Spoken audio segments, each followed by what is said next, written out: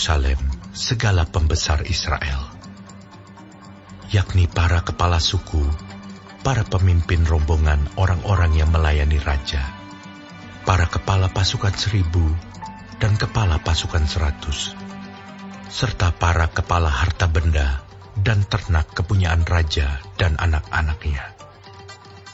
Bersama-sama mereka juga para pegawai istana dan para perwira dan semua pahlawan yang gagah perkasa.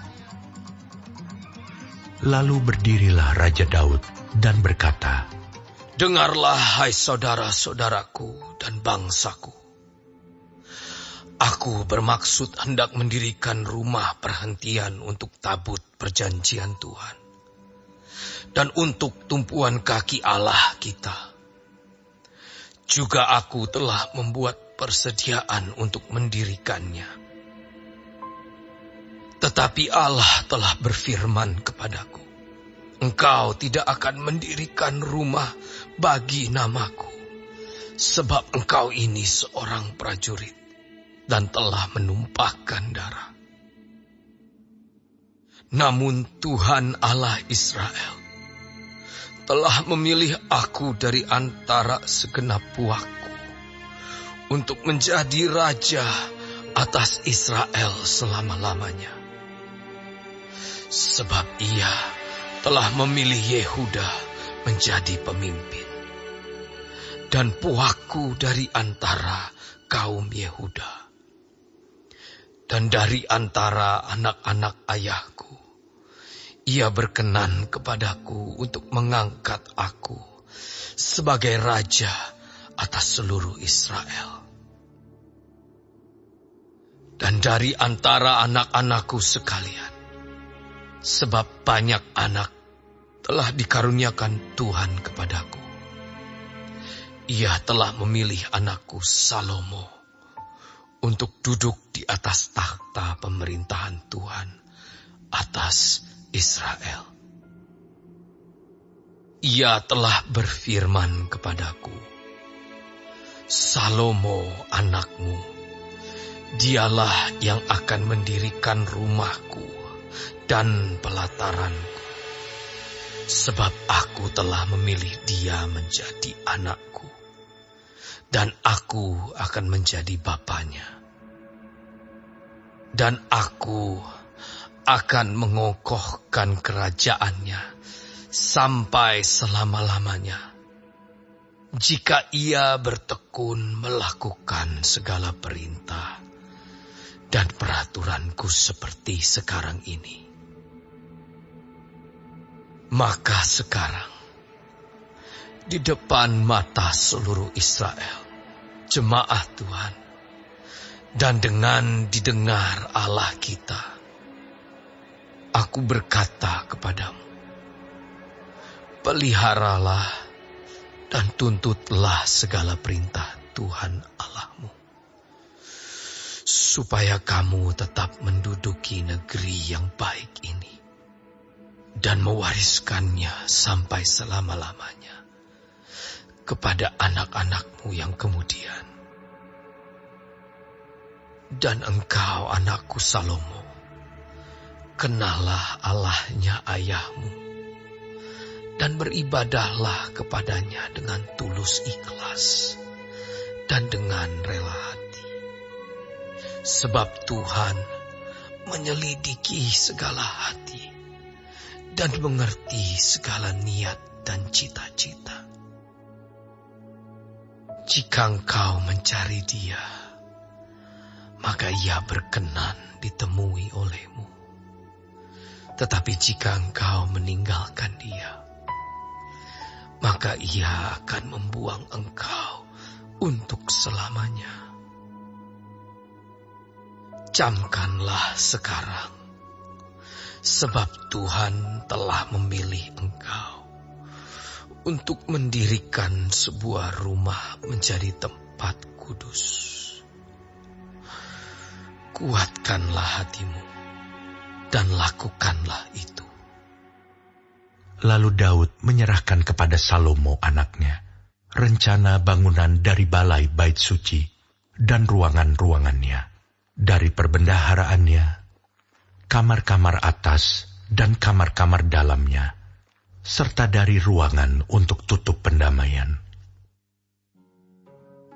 Selanjutnya, rencana dari segala yang dipikirkannya mengenai pelataran rumah Tuhan dan bilik-bilik di sekelilingnya, mengenai perbendaharaan-perbendaharaan rumah Allah dan perbendaharaan-perbendaharaan barang-barang kudus,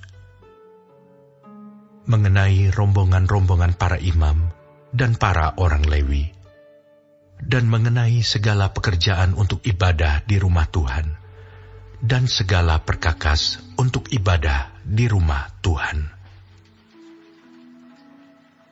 Juga ia memberikan emas seberat yang diperlukan untuk segala perkakas pada tiap-tiap ibadah, dan diberikannya perak seberat yang diperlukan untuk segala perkakas perak pada tiap-tiap ibadah, yakni sejumlah emas untuk kandil-kandil emas dan lampu-lampunya yang dari emas, seberat yang diperlukan tiap-tiap kandil dan lampu-lampunya, dan perak untuk kandil perak, seberat yang diperlukan perak untuk satu kandil dan lampu-lampunya, sesuai dengan pemakaian tiap-tiap kandil dalam ibadah.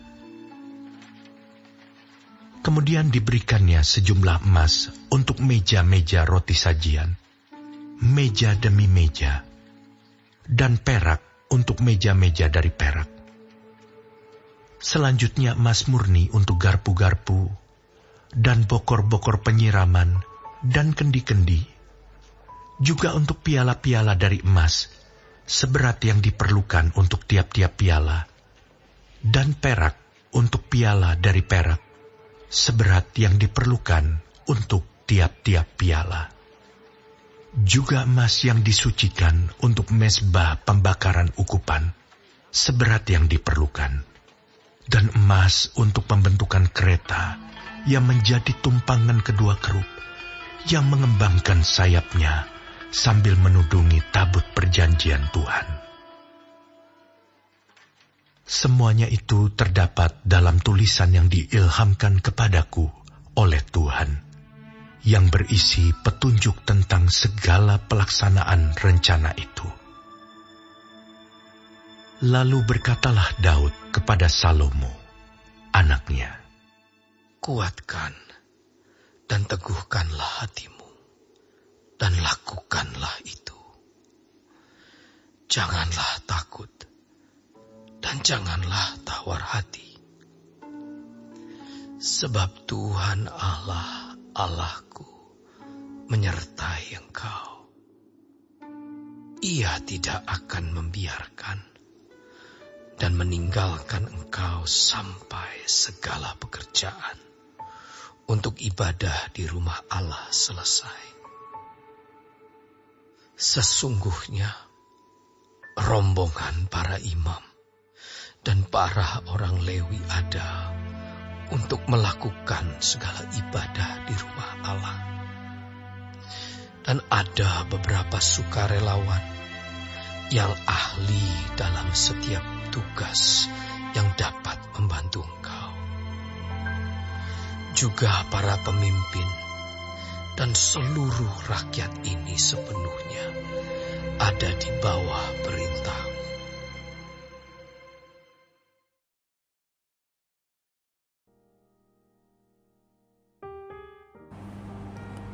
Shalom, saudara-saudaraku yang kekasih di dalam Tuhan Yesus Kristus.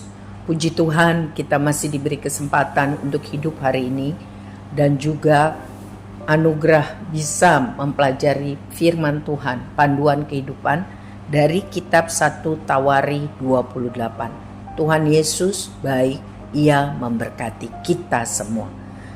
Mengenai pesan terakhir Daud kepada anaknya Salomo, mengenai pembangunan bait suci. Daud tahu waktunya untuk hidup sudah semakin ujung berakhir. Maka sebelum mengakhiri hidup, ia menyampaikan pesan penting kepada Salomo dan juga kepada para pemimpin.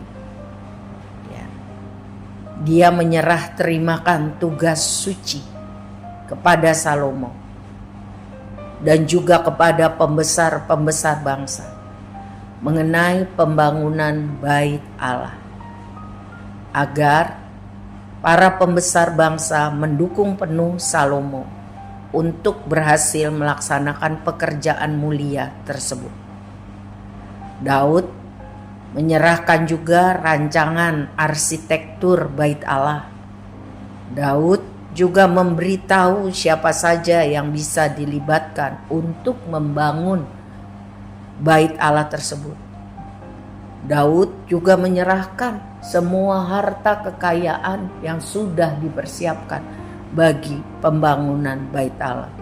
Kita bisa lihat betapa pentingnya pembangunan Bait Allah bagi Daud secara pribadi. Jadi jika Salomo sebagai penerusnya tidak melanjutkan apa yang telah dia persiapkan, maka semua usaha Daud untuk hal itu akan sia-sia. Karena itu Daud menekankan benar satu hal yang paling penting agar Salomo dan seluruh rakyat bisa berhasil membangun Bait Allah, yaitu kalau mereka selalu hidup setia dan taat kepada Tuhan. Bila mereka setia dan taat kepada Tuhan, maka hidup mereka, negeri mereka, usaha mereka akan dipelihara Tuhan. Sebab Tuhanlah yang berkuasa mengangkat seseorang dari tempat yang rendah kepada tempat yang tinggi, dan Tuhan juga yang berkuasa merendahkan orang. Itu dialami oleh Daud sendiri, bukan teoritis. Jadi percuma saja Salomo dan para pembesar Israel bersusah payah melakukan hal-hal hebat bagi Tuhan bila mereka tidak hidup taat dan setia kepada Tuhan. Pasal ini ditulis agar orang-orang yang pulang dari pembuangan di Babel mengerti benar hakikat hidup menjalin hubungan yang akrab dengan Tuhan. Dan kiranya hal ini juga menjadi pelajaran penting bagi kita, orang-orang yang sudah diampuni dosanya, diselamatkan karena anugerah Tuhan. Jadi Tuhan berkata, bukan korban-korban bakaran, korban-korban sembelihan yang menyenangkan hati Tuhan, tetapi Tuhan menyukai kasih dan setia. Hosea 6 ayat 6 mencatat, sebab aku, Roh besar berarti Tuhan, menyukai kasih setia dan bukan korban sembelihan, dan menyukai pengenalan akan Allah lebih daripada korban-korban bakaran. Sebab itu mari kita memeriksa diri. Apakah hidup kita semakin hari semakin akrab, erat, bergantung pada Tuhan, atau kita sudah tidak ada waktu lagi untuk Tuhan karena sibuk dalam segala hal, bahkan mungkin termasuk dalam tugas melayani pekerjaan Tuhan. Apakah kita masih sungguh-sungguh punya hati dan mengatur waktu untuk mencari Tuhan dalam pujian, penyembahan pribadi? Bagaimana dengan membaca firman Tuhan, merenungkan dan melakukannya? Apakah masih berkobar-kobar roh yang ada di dalam kita untuk sungguh-sungguh melayani Tuhan, atau semua sudah menjadi rutinitas dan lama-kelamaan menjenuhkan? Kiranya 1 Tawari 28 ini mengingatkan kita semua betapa pentingnya untuk hidup taat, setia kepada Tuhan. Sebab Tuhan menyukai kasih setia dan bukan korban sembelihan. Dan Tuhan menyukai pengenalan akan Dia lebih daripada korban-korban bakaran. Amin. Tuhan Yesus menolong kita semua menjadi pelaku firman.